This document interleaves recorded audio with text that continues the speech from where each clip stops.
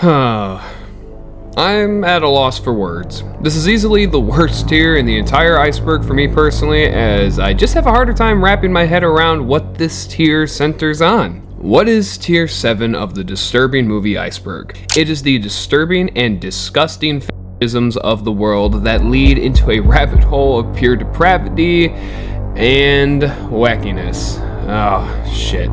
The best part is most of this comes from Japan, but I won't spend much time talking about that, as I've already brought that up as a fact in great detail in my other tier 7 videos I have done. I'm going to break this up by 4 categories. These categories are oddities, bodily fluids, animals, and VLF laboratories. All of these movies of tier 7 fit into one of these categories, and man, these movies are just too much information for most people to comprehend. Genuinely, if any of these above categories and the discussion of these types of films bother you, please just click off now. But if you choose to stay, this is the Disturbing Movie Iceberg tier 7. Basically, do not watch the whole tier.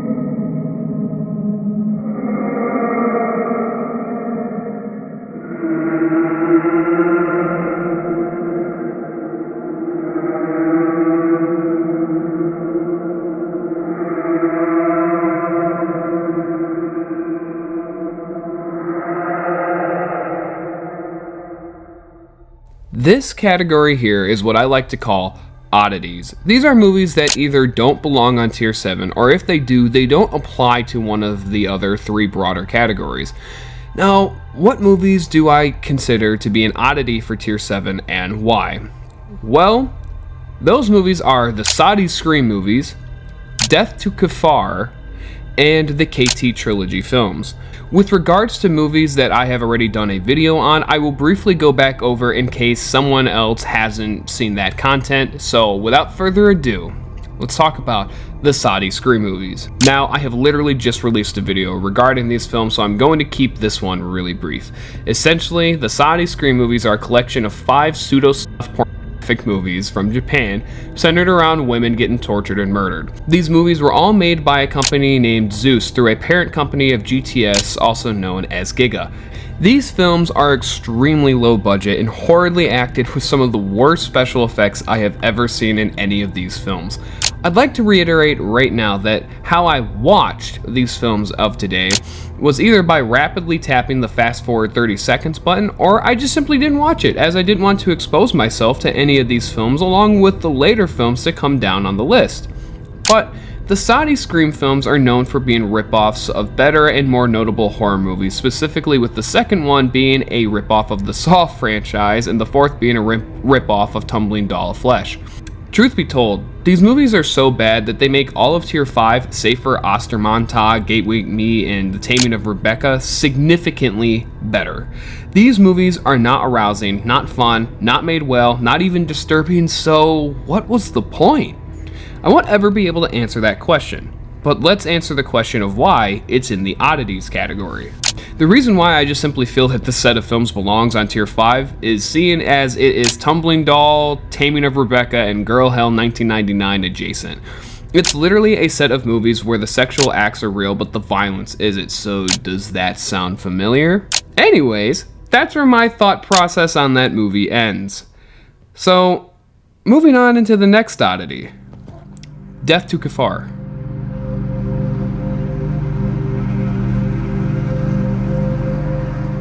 Death to Kafar, or translated Death to the Believer or Infidel. This 17-minute short film, if that's what you want to call it, is simply a group of clips related to terrorist killings during the War on Terror. The compilation was released in 2008. However, many thought for a while that it came out back in the 90s, though that isn't possible if you have clips as young as 2004. We see clips that are from the Taliban as well as Al-Qaeda, and the clips in the short are of mass killings such as a firing squad, or for the most part, beheadings. The beheadings are the main thing shown in the short, and Jesus H. Christ, they are bad. Thankfully, the footage is grainy, so it's hard to make out most of the details, but I wouldn't ever recommend somebody watch the full 17-minute short of just straight up death from the War on Terror. As of this moment, I could not find anyone responsible for the creation of this piece of media. I can only assume it was some edgy 17-year-old who managed to compile all of these clips from shock sites, which I do believe that more than the others, and I'll get to that in a minute. Or it could have been made by the Taliban or Al-Qaeda as some sort of propaganda video. I mean, the short starts off with 9/11 footage and ends with the burning of the American flag, so propaganda is definitely plausible. However, I do still believe it was some edgy teen with a point to prove. The reason for this being is that there are clips that cannot be confirmed whether or not they belong to either of the terrorist groups mentioned previously and just look like random street killings in the middle of an Arabian, Afghani, or Iraqi town. There's also a clip that is cut short that shows a man on the ground with a knife about ready to stab him in the side of the throat. This clip is known as Check Clear, and it is not related to either of the terrorist groups that I've mentioned prior. This clip comes from the Second Chechen War, which was between Chechnya and Russia from 1999 to 2009. It's a short clip of an unnamed Russian soldier who was then violently beheaded by the Chechens. It's super grainy, and for some context behind this killing, the beheading was recorded and the VHS tape was left with the body for the Russians to find. This instance of recorded violence had nothing to do with the War on Terror, but the rationale I can believe as to why it is half-heartedly in here is because the Second Chechen War was started when Islamic terrorists began to bomb Russia, leaving over 300 dead. And the Russians believed it was Chechnya. This technically means that Islamic terrorists orchestrated the whole thing and launched a war between two parties, but I truly don't see how the clip connects in the grander context of the video. This is why I feel it was just someone trying to be edgy and it having no real purpose other than the sake of shock. Now, as for why this movie is an oddity for me is because it has no sexual content in it, therefore meaning it doesn't belong on tier 7. We could make the argument that it belongs on tier 6, seeing as the film Buried in the Sand is on there. However, I don't feel that it's justifiable, as every single one of the films on tier 6 has a narrator or an overarching theme that feels more journalistic than this 17-minute short. Therefore, I feel that Death to Kafar belongs on tier 8, seeing as it is just a compilation of deaths related to the War on Terror. But we went from something sexual with fake violence to something violent with no sexual content. Let's combine the two for real and take a look at the next oddity, the KT trilogy.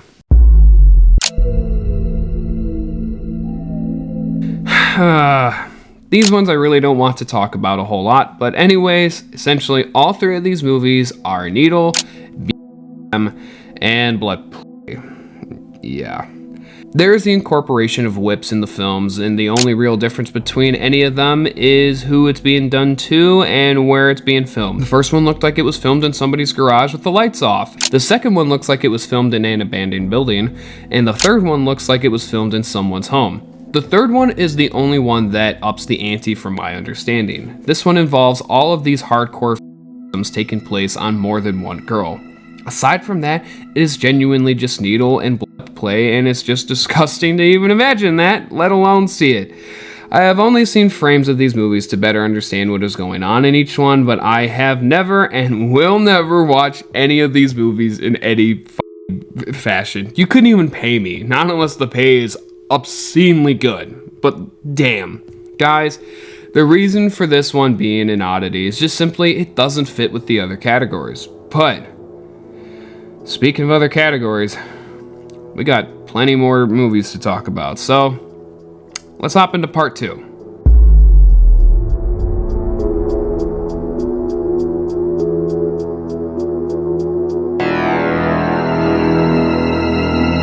Two things I'm going to say right now. Please skip ahead if you do not feel like you can handle this topic. Same with the next topic after this, as these are meant to be the worst of the worst. But honestly, I framed this video this way so we could build up to it, then have a palate cleanser with the fourth topic at the end. But seriously, if you cannot handle this, please skip ahead. Also, the second thing I was going to say is that thankfully for those who are staying, this section is going to be smaller because I don't want to spend a whole lot of time on these films. But anyways, this segment contains the lovely titles of Kuso Milk, UNKB 002, Kuso Limitless, and Vomit. Yeah. With that being said, let's hop into the first title, known as Kuso Milk. Kuso Milk is a movie that I've already done a video on, so here's the link for those who want to see more on this topic. But anyways, to keep this brief, Kuso Milk translates to shit milk and has 4 entries in it with an unofficial 5th entry. This title has to do with milk being in the butt and being excreted over someone's face. Yup. These movies suck and all involve scat and poop play. And with all of that out of the way, I am done discussing this, so please check out my other video on Kuso Milk. Now hopping into UNKB 002.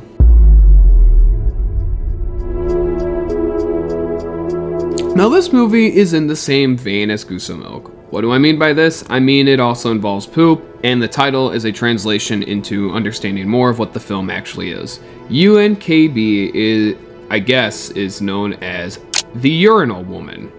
The -002 is in reference to the entry in the series where there are a ton of entries in this series. As a matter of fact, according to my count, there are 80 plus entries in this series, making it the most extensive series within the Iceberg, and I am in utter f***ing shock over how this series is the most extensive. Literally, there are 80 plus entries of this shit. But what's really shocking about this series as well is that they are all relatively younger. With every other series on this tier, say for the VLF LABS stuff, they all came out in the mid-2000s or even older than that. With this series though, it started in 2013 and has continued on into 2014. That's f***ing insane. 80 entries in one whole year is absolutely insane. But genuinely, the second entry is the one on the iceberg, and all it is women who place their face in the bottom of a bedpan with the bottom of the bedpan cut out. They're then, what else, pooped on. That's it.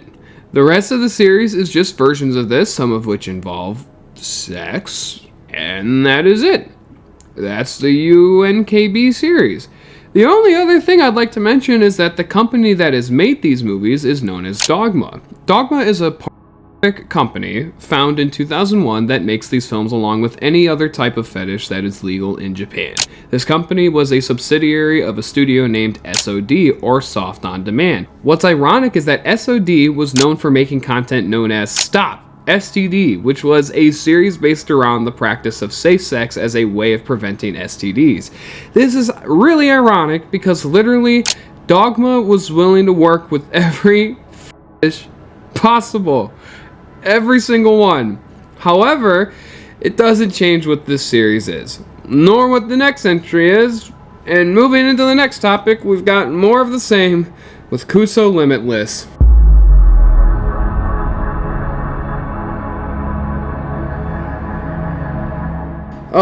Kuso Limitless, also known as PTJ 002, or also known as Shit Limitless.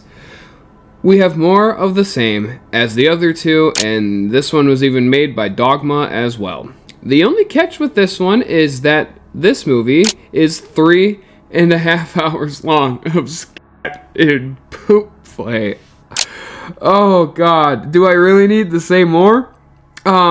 Made in 2012, and this is the title. It's made by Dogma. I explained what it is, and yeah, that's it. I'm moving on to the final entry of this section.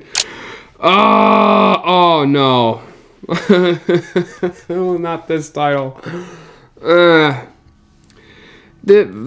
VEE 1 and 2, also known as PTJ003 and DDT 183, are just more of the same from Dogma once again. This time, instead of poop, it's now puke.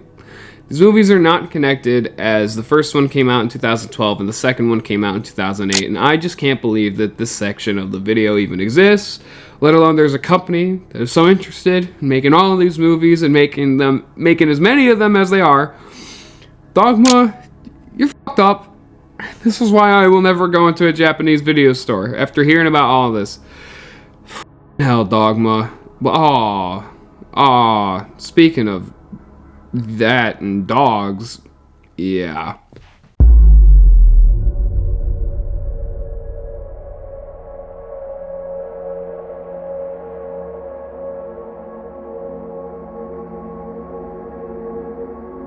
So, yay! Now it's time to talk about the other real bad forms of sexual depravity and degeneracy and filth. This is where we leave the bodily fluids behind and talk about two lovely Japanese creations known for involving animals or non-human organisms in their fun time. These two movies we are talking about today are none other than the Janky Janky series and the wonderful film known as Squirmfest. So, we are gonna get this shit over with. Let's just get the series out of the way, known as Janky Janky. I've had the hardest time talking about any of this stuff on Tier 7, and because of this, I am telling y'all, I'm just gonna play a certain portion of my older video to discuss this one, so I can give myself a little bit of a break. This is by far some of the worst shit I have ever heard of. And when I say films, it involves B.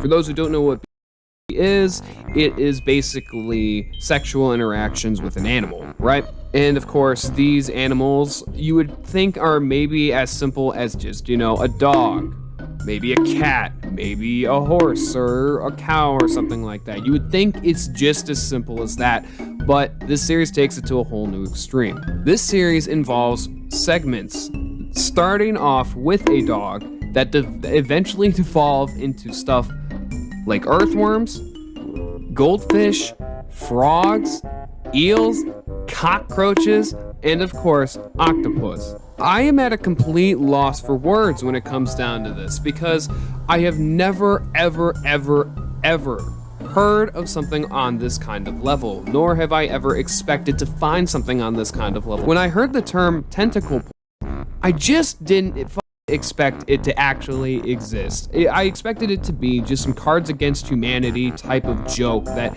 just never actually existed. Well, here we go. By golly, it fucking exists. As I said, this is a series. People are actively interested in this kind of stuff.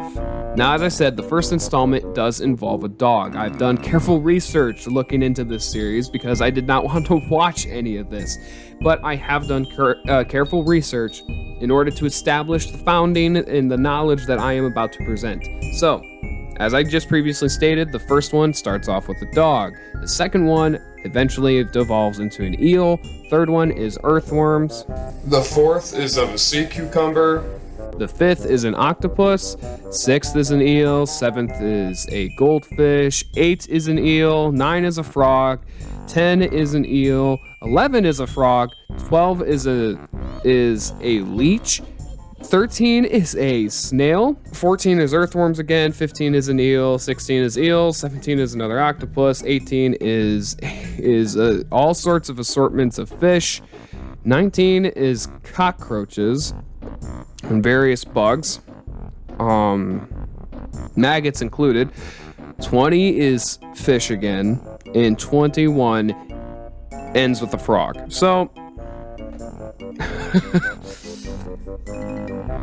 Oh god, this is, no, why does this even exist? This shouldn't fucking exist. Well, did you like that? I didn't. But now we can talk about the one, the only, Squirmfest. Squirmfest is just, god damn it. It's literally a chick who eats worms with noodles, plays the piano, poops on the ground, and eats the poop, and that's all Squirmfest is. Squirmfest is made by Cell, the same guys who worked for VNR, which is what made the Death File series and the film A Terrible Meal.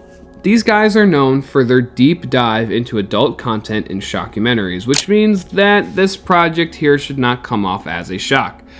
Literally, this is a movie where someone eats worms, maggots, and roaches, lets it go through the digestive tract, and eats the product that her body produces. I am done talking about this. This is disgusting. I am done. Nope. But this is where we end this segment, and we hop into the creations of one very specific company.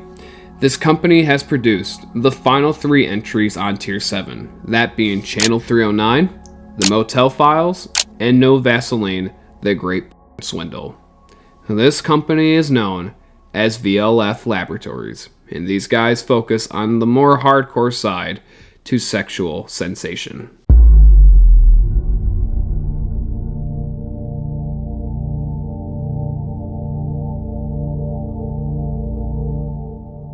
For those who don't know, I've already done a whole video on Channel 309 where I end by briefly getting the Motel Files and other random cuts out of the way. But I failed to realize that No Vaseline was also made by these guys as well. Why am I bringing these guys back up and not just covering No Vaseline and calling it a day?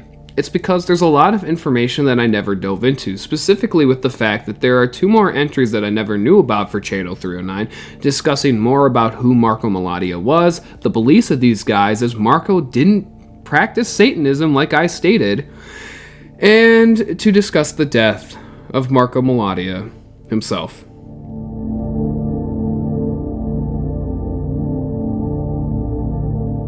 But let's get this done. These guys basically combine a lot of the elements of the previous entries, leaving out the animals but adding a religious subtext and create a much more visceral image and style. With that being said, let's start with the Motel Files and other random cuts. This movie is focused on these individuals participating in acts with Marco Melodia, where they all seem to be doing this inside of, well, what else? A motel room. This is where there are various different adult acts performed on women, where Marco is being seen as brutal and disgusting as he can be without causing obscene amounts of bodily harm such as broken bones or injury. Though there are a lot of intense moments from what I've gathered, everyone ends up coming out okay. And all of the events that take place in this are consensual. The acts, of course, are sex, oral, and the normal stuff, but then there is,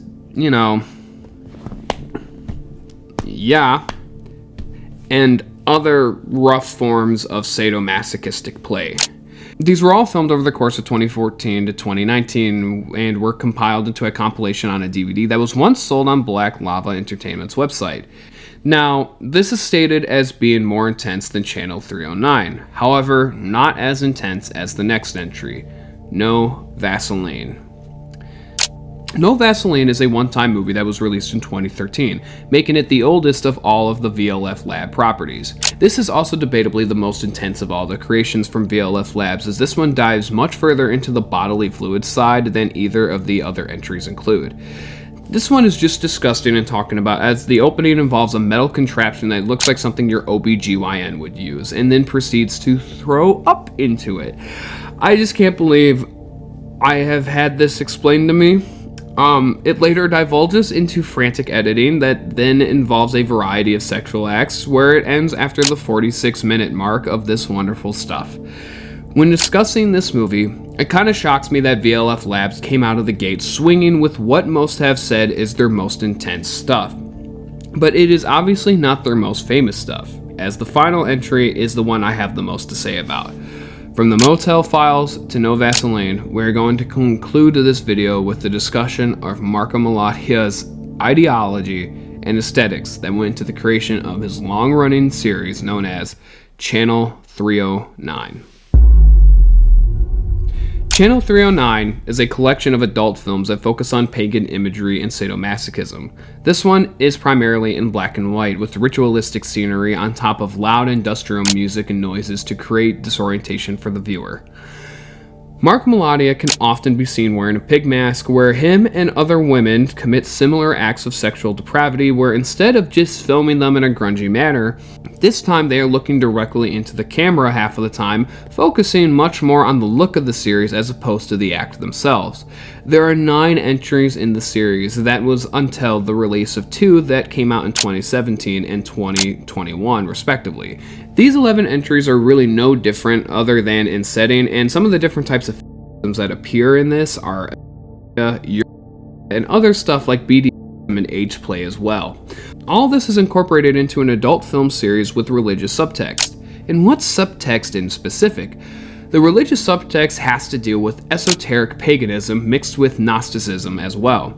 Esoteric paganism is basically a fancy way of saying modern-day paganism, which is a religion that believes in the use of rituals and magic to enhance their spirituality and bring them closer to their gods or deities that they believe in. Gnosticism is where individuals believe in the immaterial world and revoke the material world.